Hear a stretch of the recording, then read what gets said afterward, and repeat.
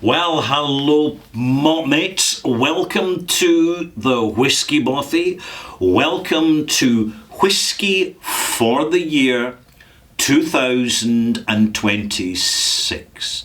This only happens once a year, and it just seems like a month ago that I had my last whiskey for the year, because your experiences and your spidey senses do not deceive you. Time is speeding up. It really is. The clocks and the watches are telling us lies, and we should follow our instincts on this. And this is why we have to use the time at the end of the year to review, recalibrate, reprioritize, refresh, reconnect, re-examine.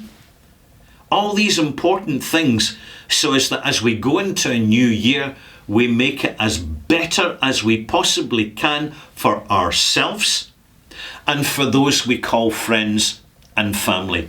Now, what a year. What a year it's been. And could you mind if I pour myself a wee dram? It's this one here. I've reviewed it. I forget which review number, but you'll soon find it if you just look up Ardmore in the search box of my channel. This has been arguably the best whiskey that I've had in 2025. So when it comes to the whiskey for the year, it's for the year 2026. Because do you know what? We're at the end of 2025, and here in this channel I like to do things a little bit different and preempt what's going to be coming in the year ahead, and give you a very good, spoon of water, 5 millilitres from the soda spoon, a wee check with some Bothy staples. Got the Steampunker. It's Decadent Drams, 15-year-old Ardmore, 2009, 15 years old, and 53% volume. Not chill filtered, no industrial chemical colouring in it, because that's what E150 is. I know it's safe, but it disrupts the experience. I know it's fine for the passive consumers, the occasional buyers. They're not bothered and they won't notice. But for us, for you, for me, 2026 is where we recalibrate on our experiences of 2025, when the entire Scotch whisky industry took a reality check and discovered that the honeymoon period of occasional, well, a little bit more than occasional, significant overpricing and under-delivering is no longer being tolerated. But we're fortunate, you and I, because at the same time, it doesn't apply to all the Scotch whisky industry. There are smaller distilleries, and some bigger distilleries too, to their credit, and independent bottlers who connect with us, who reach out to us, and who do not keep a distance and push us away, as tends to be the habit of orthodox marketing initiatives and all the fallout from that. I mean, I'm looking at recent adverts by big brands like Glenmorangie and Laphroaig, and they've got old men advertising their whiskey. Now, back in the 1980s, about 1985, I remember it well because, malt mates, I was there, experiencing the moments, the malt moments as well, down a local bar in Glasgow. And people were talking about, oh, I'm not going to drink Scotch whisky because it's an old man's drink. That's why people weren't drinking whisky in the old day. They were going on to vodka, Bloody Marys, vodka and tomato juice, Babyshams, Foster's Lager, and all these newfangled, new fashionable drinks like Bacardi Breezers. Do you remember them? If you do, you're a certain age. There's no shame. We all tried them. But I just find it remarkable here in 2025, considering the legacy of the problems, the identity problems in 2085, when people stopped drinking Scotch whisky because it was an old man's drink, that we've come round again like a revolving wheel. You couldn't make this up. They're now selling whisky and advertising and promoting the big brands as an old man's drink. Someone needs to take a reality check here. It's been a busy year for me, malt mates. Excuse me, I'm going to have a wee drop of this. See the old style of Ardmore's. You cannot buy this style through official bottlings. When you see the Ardmore legacy, can I advise you just walk away. As for the passive consumer, it's the worst bottling of Ardmore you're ever going to come across. It's the independent bottlers who understand the small batching, the patient development of casks, that actually have the experience and time-served apprenticeship to deliver these old school interpretations which deliver not just the smell, not just the taste, but the proper authenticity of these wonderful, priceless, individual and singular experience of smell and taste and all the rest that comes with it. Because see, with time, whiskey's more than just smell and taste.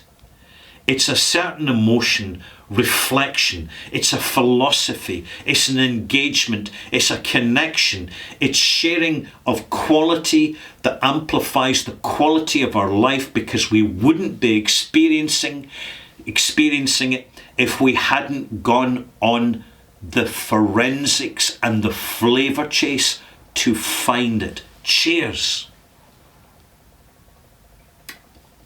Unchill filtered. Natural colour. Beautifully, tannically, gingerly, zesty and earthy.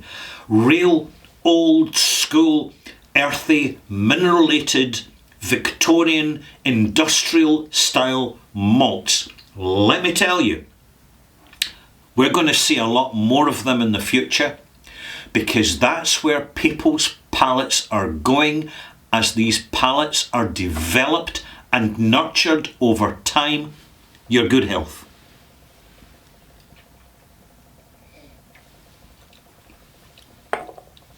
Something else I've been nurturing, my writing skills. I've published a new book. I'll finish with it. I just want to say thank you, everybody, because I give a wee promotion in my channel, but I don't over-egg the pudding, if you know what I mean. I don't like to over-promote. I like people to find and discover over time. My books. This book, Search for a Whisky Bothy, it's my proper whisky journey. There's no point in me writing a Charlie MacLean or a Dave Broom book, and I'll tell you why, because they've done it better. I've got to write my style of book, which is anecdotal. And this is my book, Search for a Whisky Bothy. You'll find it in Amazon, because a publisher wouldn't publish me. I'm not that important. My next book is Stories from a Whisky Bar, which in fact is my biggest book in terms of number of words. It's over about 65,000 words. And it's a collection of short stories that you have at the fireside with a dram. And then my most recent book, and this is all in space of 5 years. I mean, I'm just launching a new career here, folks. Life, Death and Whiskey, which is an anecdotal, realistic and edgy. Yep, I want to keep it real, because so many funeral-related or death-related books tend to be far too treading in eggshells. They're not realistic. They're patronisingly soft. This isn't. And my latest book, now all the first 3 books, they contain narrative about whisky, particularly the first one, Search for a Whisky Bothy, but My latest book is Barbados, Island of the Yellowbird, and it's a departure. I talk about rum, but more importantly, I'm talking about the environment in which rum is made.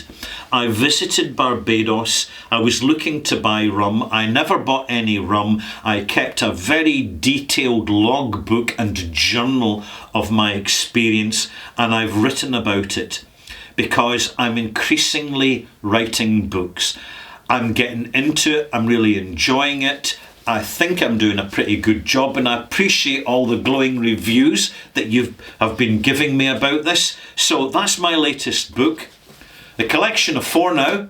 There's over 250,000 words in this collection. And I just want to conclude, nothing is AI.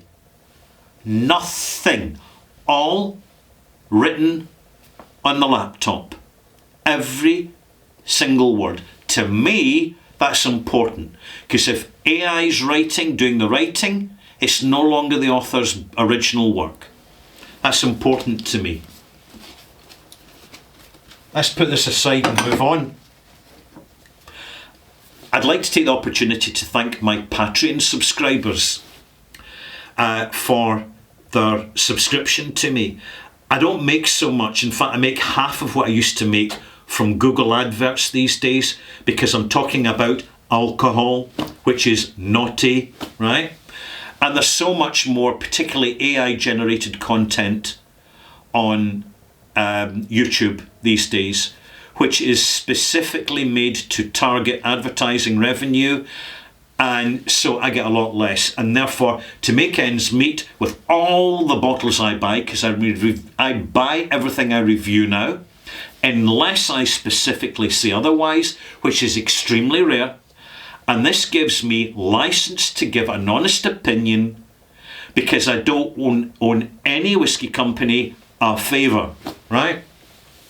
So a big thank you to my Patreon subscribers who help me cover the costs of running the channel and renewing my cameras and things every now and again, just keeping the show on the road. I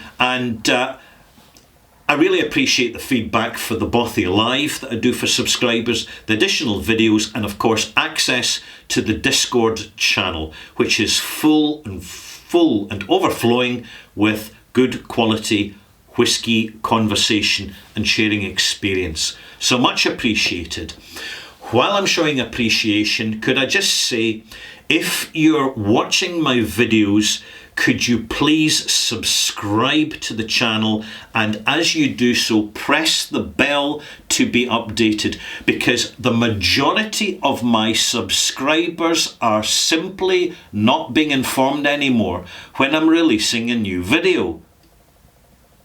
They're not, because the algorithm's changed. It's just the way it is.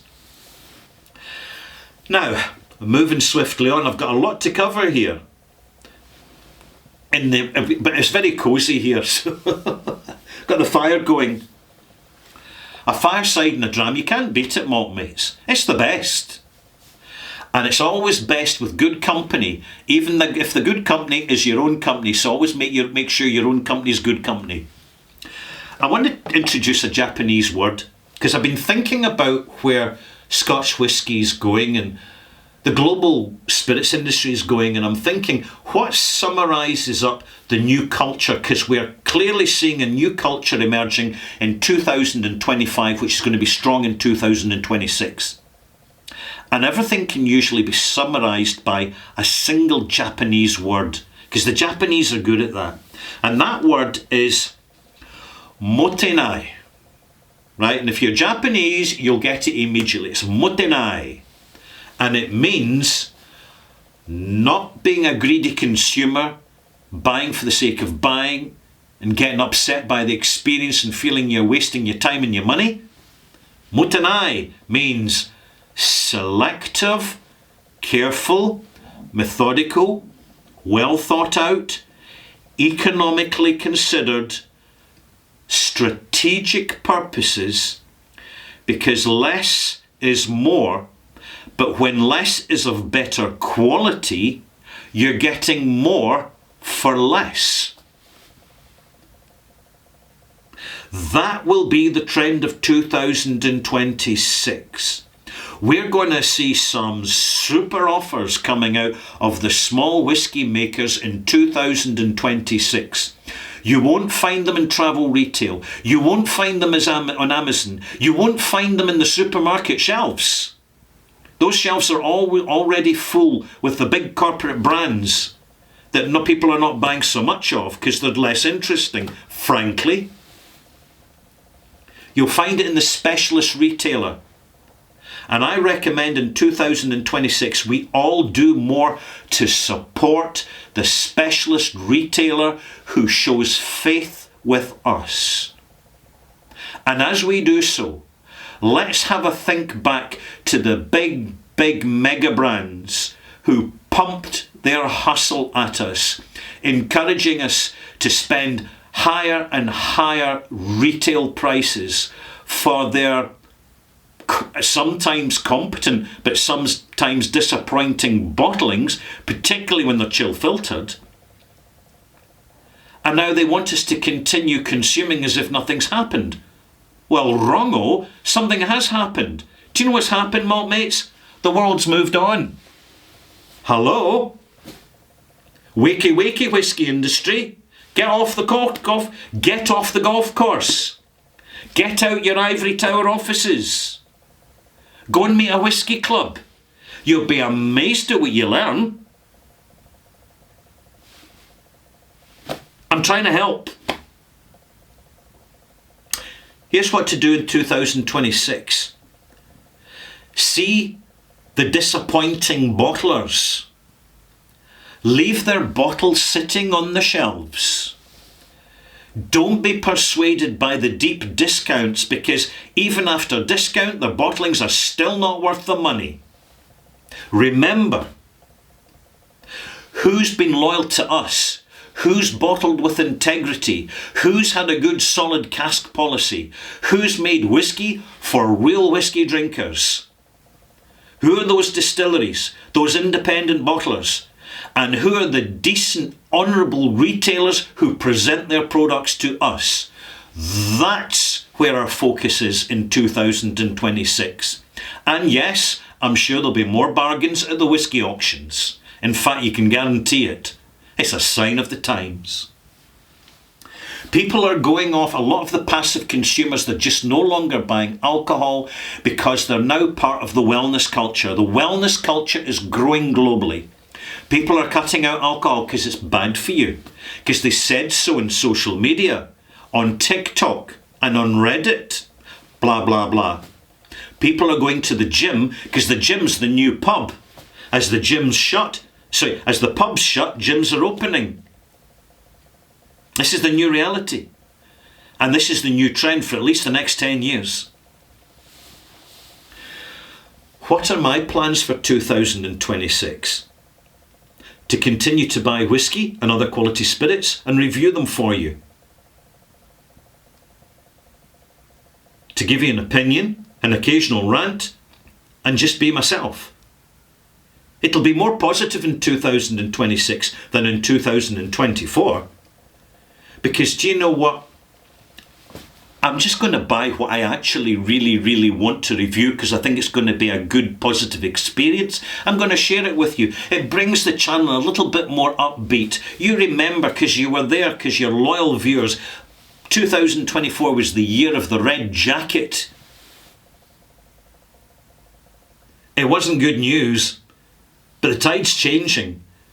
I'm no longer going to even try and chase the additional viewers that you get from another review of Johnny Walker, Chivas Regal or Glenmorangie. To be honest, I'm a little bit over it. Sure, I'll be reviewing some obscure bottlings, but at the moment they're obscure. But when they get a conversation online, they become less obscure because there's more demand, and with more demand becomes more availability globally. Watch this space. Watch it happen. I can see it happening already. I tell you what I can see happening already. Excuse me, time for a sip of whiskey.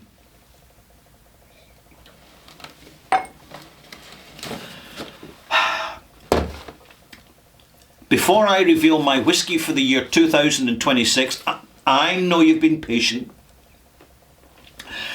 If you're watching my YouTube channel, please be sure to subscribe, and when you do so, click the bell that gets you informed every time I add content, which is every week, because it's just the way things are going at YouTube.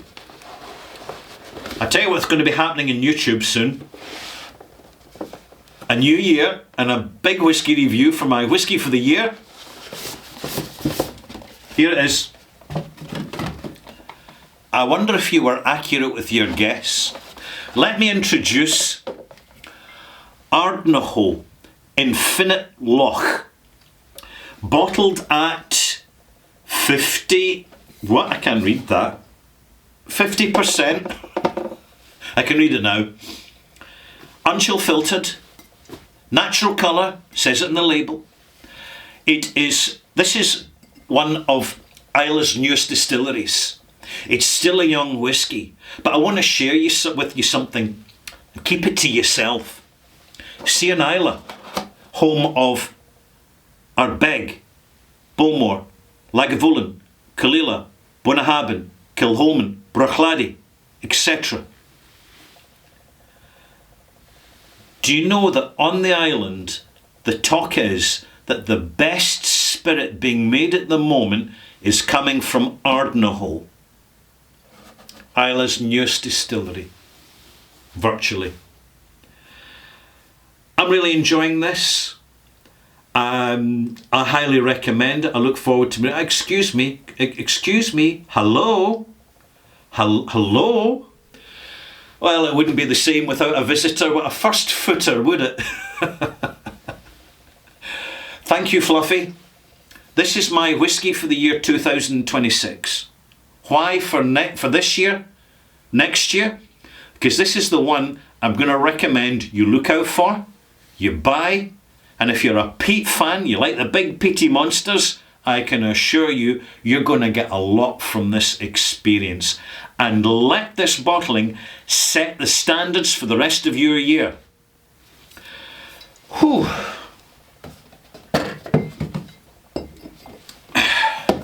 Right. And that's really all I have to say, except to wish you all the best in 2026. Get your popcorn in, because if you thought 2025 was wild, you ain't seen nothing yet. There's going to be earthquakes, volcanic eruptions, international political dramas, stock market shenanigans. Everything's going to kick off in 2026. And all we have to do is detach ourselves from the outrageous white noise of it all and enjoy, in solitude, away from social media and distractions, a good quality dram in perfect silence.